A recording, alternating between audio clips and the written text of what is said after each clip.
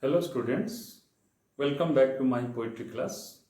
Today we are going to discuss Seamus Heaney's poem Punishment. Seamus Heaney, as you know, was a British poet in general, but particularly he was from Ireland. And in his poetry, he always tried to bring about the Irish life related to its soil and its culture. And this poem, Punishment, is trying to give us an idea about the punishment meted out to a young girl in the allegation of adultery or infidelity. So, before going to the poem, I would like to inform that as we are going to discuss it for your general class, so I am not going into very in-depth study of the poetic analysis, but still then I want to tell you about the background of the poem because that is very necessary. So actually poet Heaney, he came across the idea about this poem from the Wendigo girl. Wendigo girl means it was a dead body, a preserved dead body, which was rescued from a bog, pit bog. Bog means that is the wetland. And it was in Germany in 1952. And it was supposed to be that of a girl of 14 years old. And the bodies which were recovered from the bog at that time, they were found to be surprisingly preserved like the mummies of Egypt. And the body was thought to be that of a very young girl. And the poet thinks that this body may be a victim of the tribal society and its sense of justice meted out to the women or the girls who are caught in the act of adultery. But of course, in 2007, due to the advancement of science, the carbon dating and DNA test, it was found that the body actually belonged to a 16-year-old boy. But whatever it may be, the poet, much before that, had taken the contemporary idea that this body belonged to the ancient Germanic tribes who were there in the 1st century AD. That means this body is almost 2000 years by that time. But the poet is trying to bring out this sense of tribal justice in the Wendigo girl to his contemporary period of Ireland, when Ireland was going through the revolution, the Irish Revolution, to be separated from Britain. And particularly in the Northern Ireland, which were populated by the Irish people,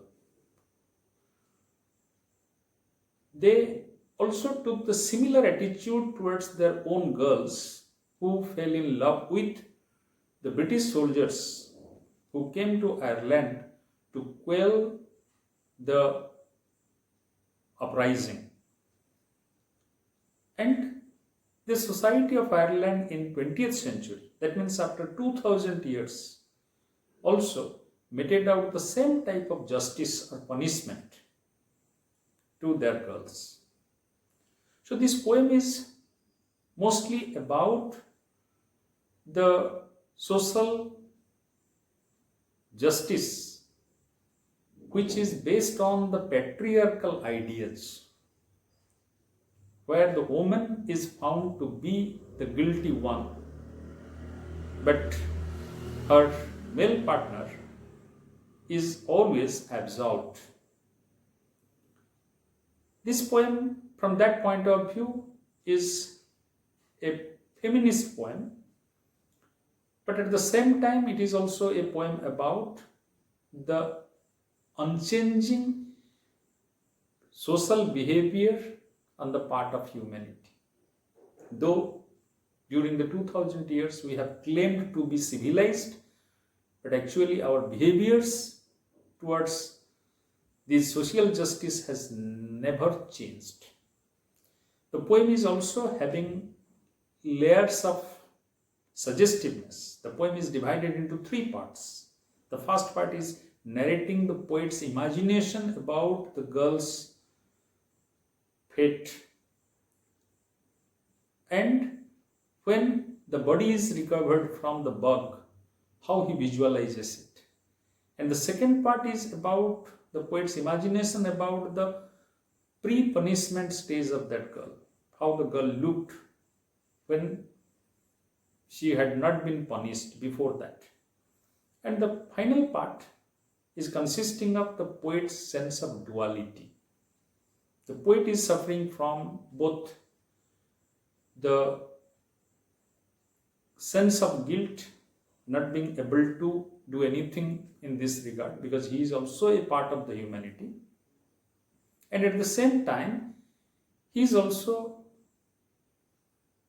being an artful voyeur. He is also enjoying the beauty, the physical beauty of that girl as a living being. So the poem is having multiple tones, multiple timings, multiple suggestiveness. So let us now go through the poem. I can feel the tug of the halter at the nape of her neck, the wind on her naked front. So the poet is visualizing the dead body that had been recovered from the bog, and he is visualizing as if there is a tug, there is a rope, the halter of the nape, and that rope is at the back of the neck. Nape means the back of the neck, and it is a halter. Halter is a word used generally for the rope that is tied to the neck of the animals. So immediately the poet is bringing two things. One is by talking about I can feel, he is immediately personalizing the poem. It is a personal experience on part of him. Secondly, he is bringing these animal imageries, suggestiveness, to suggest the brutality meted out to the girl, that how the girl was brutalized, that as if she was like an animal. So there was a rope tied to her neck, the back of the neck, and the wind on her naked front, and she was taken for the punishment by tying her neck with the rope and pulling her. And when she was moving by the force of the people, when the people were pulling her by the rope, the wind on her naked front, and she was also made naked. She was brutalized like an animal. Her clothes were taken out. She was insulted. She was nakedly paraded before everyone. It is a destruction of her dignity. It is a destruction of her self. It blows her nipples to amber beads. It shakes the frail rigging of her ribs. And in this process, when she was pulled or hauled, the blows her nipples to amber beads. That the wind is blowing her nipples because she is naked, so her nipples are being moved by the wind and by the pulling of the rope to amber beads. They look like amber beads. Amber means it is the color of the honey or the resin, the kismis. It is like the amber beads. And it shakes the frail rigging of her ribs. And it is also shaking, it is also making the girl's body, and not only the body, even her ribs, the very bones under her chest, shaking.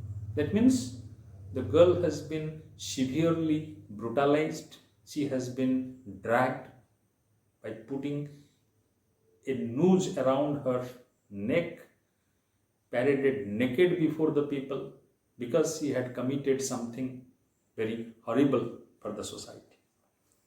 I can see her drowned body in the bog, the weighing stone, the floating rods and boughs. And the poet could visualize in his imagination that she had been drowned after being paraded in a naked state, after being insulted. She had been drowned in the bog. She had been thrown into the bog, living in a live condition. She had been put in a very inhuman way to the bog, weighing stone, and her body had been tied with a stone, heavy stone, so that her body cannot come out of the water. She cannot escape. Her body will be there at the bottom of the bog.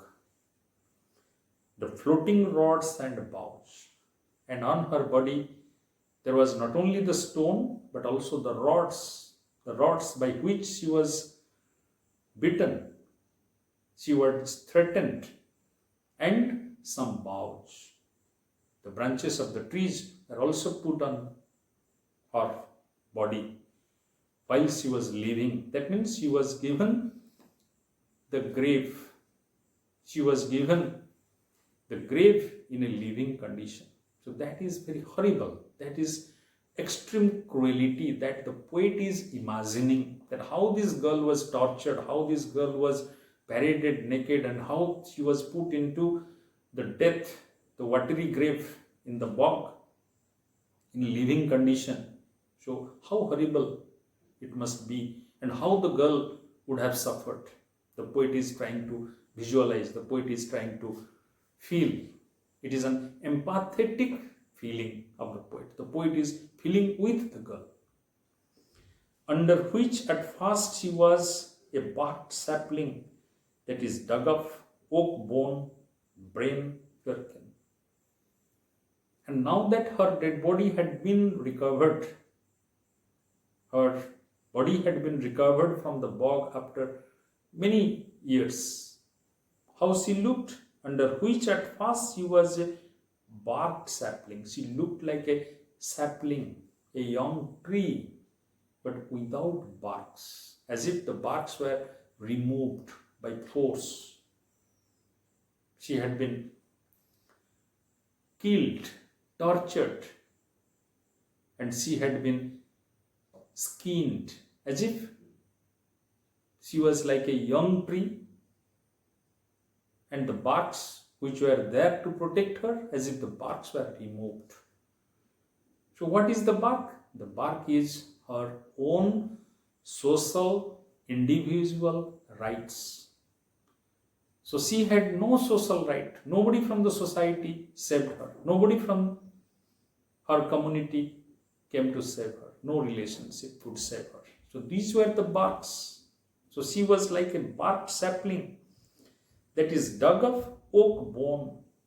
And when her dead body was retrieved, was taken out of the water, it looks like a oak bone, as if a piece of the oak tree which bark is removed, and brain firkin.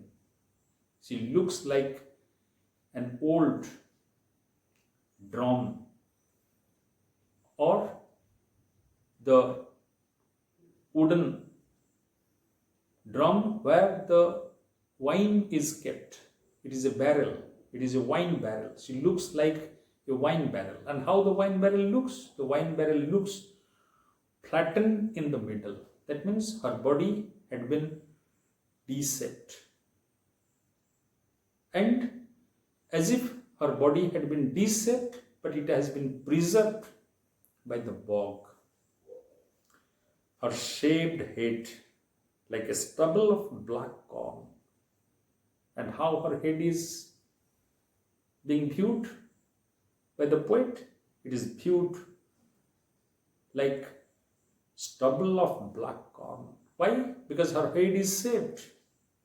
That means the people who furnished her, they also shaved her head. Shaving up the head of a girl is equal to taking out her dignity, taking out her sense of shame, that her very womanhood is being stripped, is being taken away from her.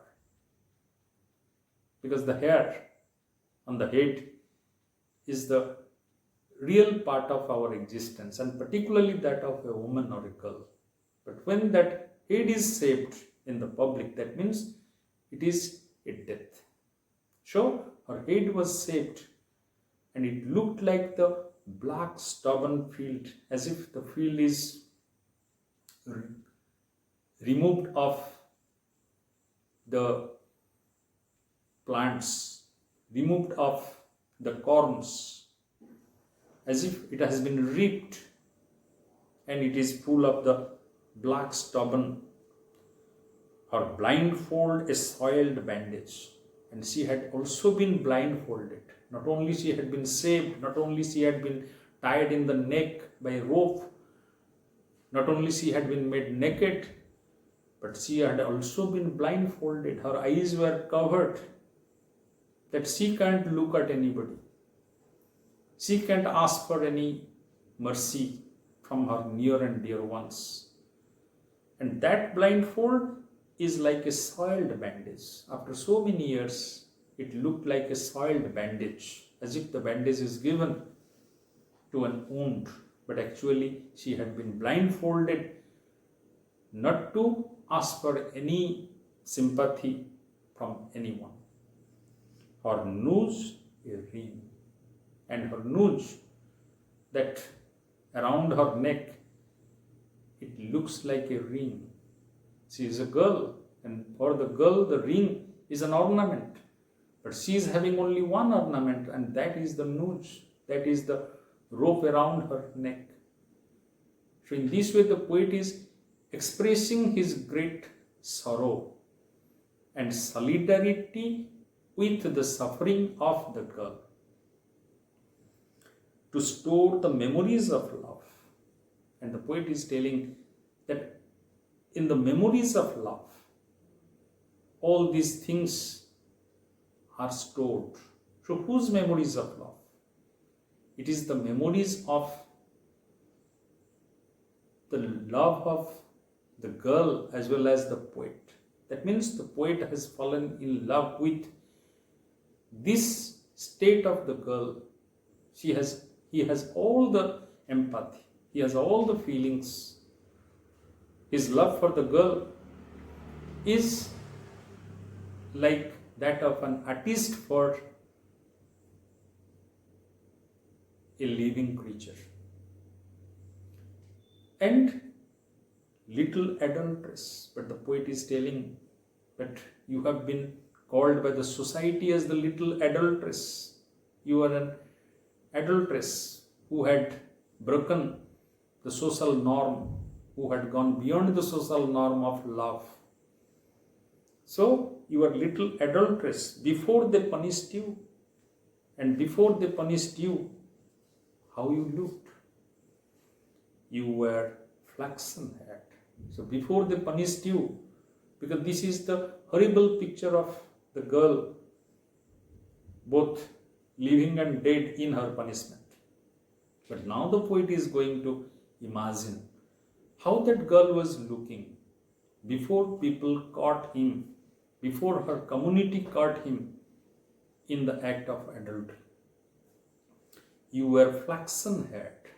Your hair was silken, yellow, blonde. It is beautiful blonde hair. Undernourished, and here undernourished is not negative, but it is a positive word.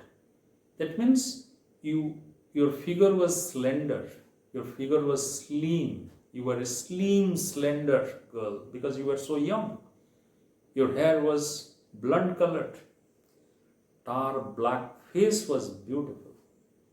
Though your face now has become tar black because you have been here in the bog for 2000 years and your color of the body has become black as tar. The poet couldn't imagine that which color she had, but still he is telling that even if your face was black at that time, it was beautiful. Your hair was blonde colored. You were so slim and slender. And if your face is so black, then also it is beautiful because black is beautiful. My poor scapegoat.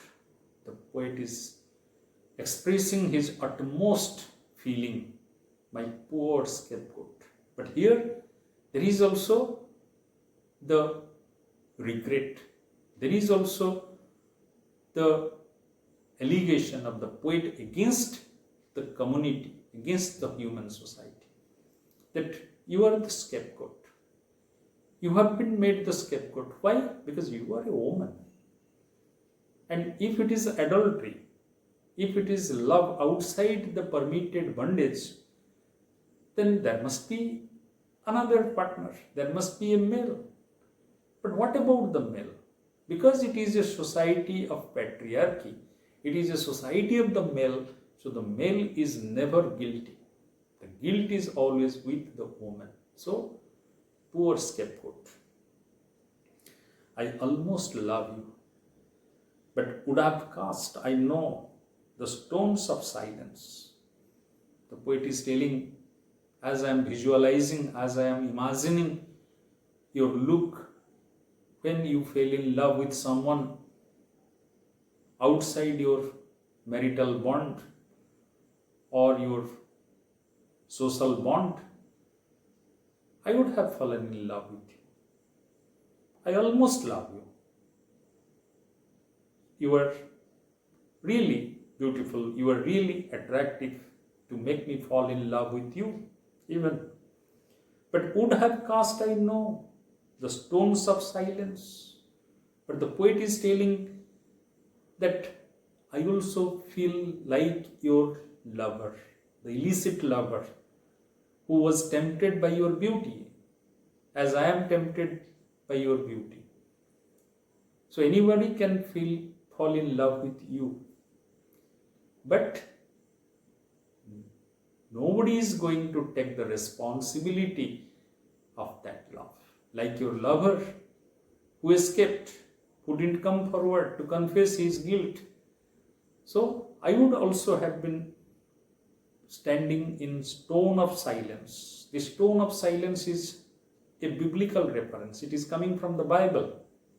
When Jesus is suggesting that silence to any atrocity, any injustice is as good as injustice.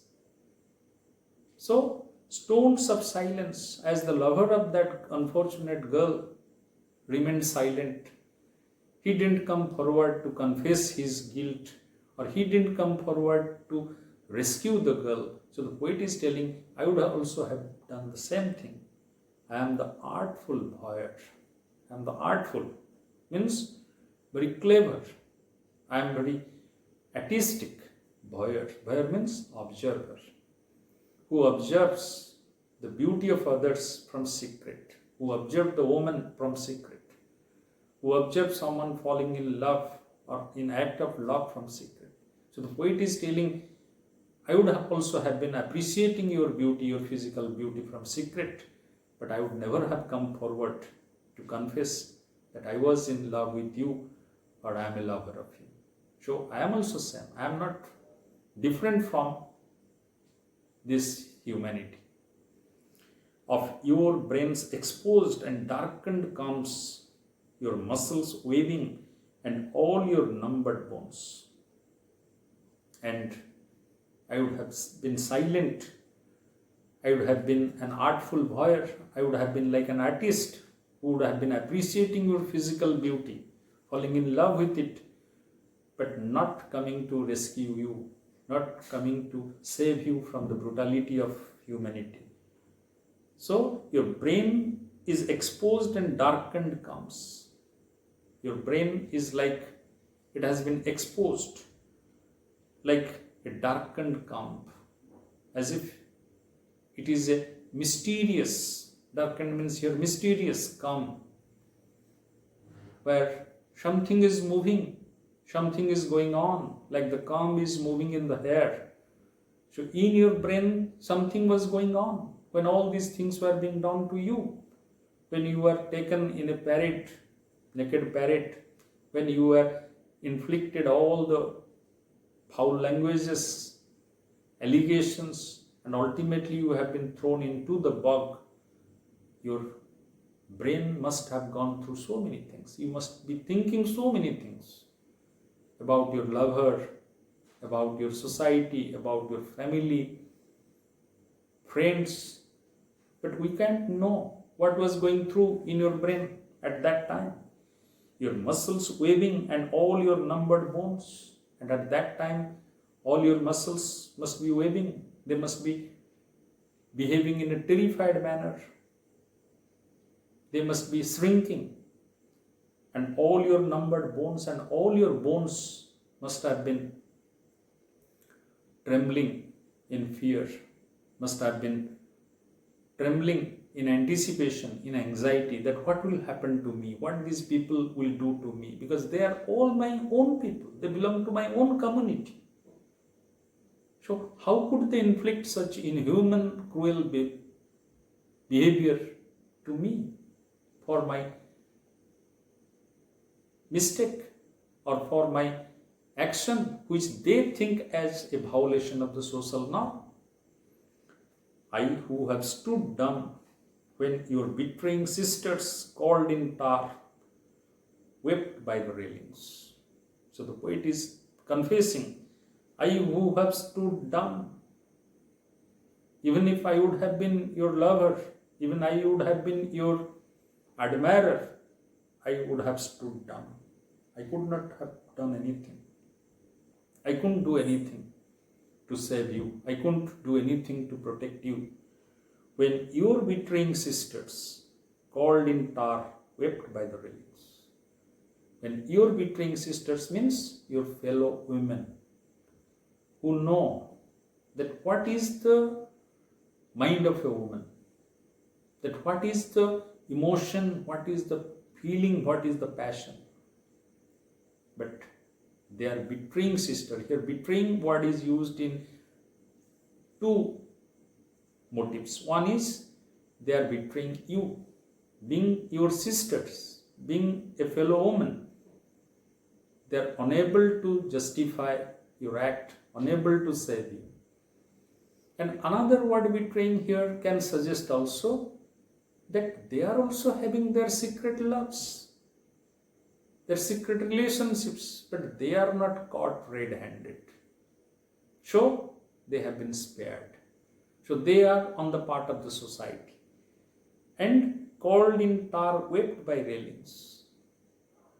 So they are also the part of that calumny, that shame, but they have not been exposed, they have not been discovered. So they are weeping by railings, they are secretly weeping. Weeping for two reasons. One is by the fear of punishment given to you. They are anticipating that when they will be caught, they will be punished like you. And they are also weeping for you in their sympathy. So they are wept by the railings. Who would connive in civilized outrage, yet understand the exact and tribal intimate revenge? And these women, they would connive in civilized outrage. They are participating in this outrage, in this punishment. They are also taking part. They are also shouting that these girls should be punished. So they are conniving. They are cooperating in this social justice to you. Yet understand the exact and tribal intimate revenge. Why? Because they also know, in spite of their sympathy for you, like me, like the poet, the exact and tribal intimate revenge. That what is the tribal revenge? The tribal punishment. It is intimate. That who is punishing? It is your own people.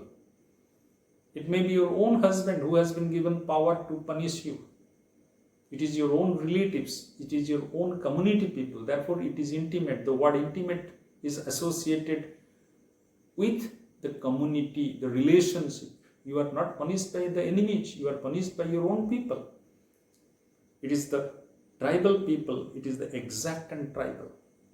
And why tribal? Here, it may not be exactly tribal, but this justice belongs to the ancient tribal society, which is still being practiced in 20th century.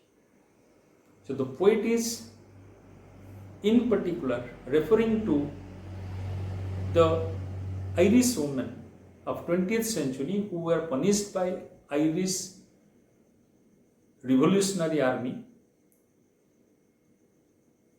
for the girls being in love or in marriage to the British soldiers. So they are their own people, but they are punishing. Why?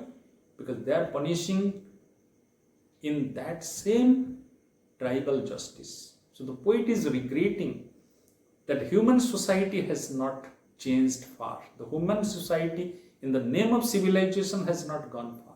The condition of the woman has not made much progress. She is still suffering from the tribal justice, even in the 20th century. So the poet is very graphically narrating the background of the punishment as well as the act of punishment, and looking at the body of that unfortunate girl, the poet is himself feeling a sense of guilt and outrage at the same time. So from this poem we can expect few questions. One of the questions can be discuss why and how the girl was punished. It will be a straightforward question, that why and how the girl was punished. Or the question can be asked about the title of the poem, that why the title punishment is given, because punishment is central to the theme of this poem. It can be asked as a theme. And another question which can be asked is about the concept of time. Concept of time presented in this poem, as we've already discussed about the historical time of the 1st century AD, or people say it as ancient time or Iron Age, etc., etc., and the modern age, the age of globalization. This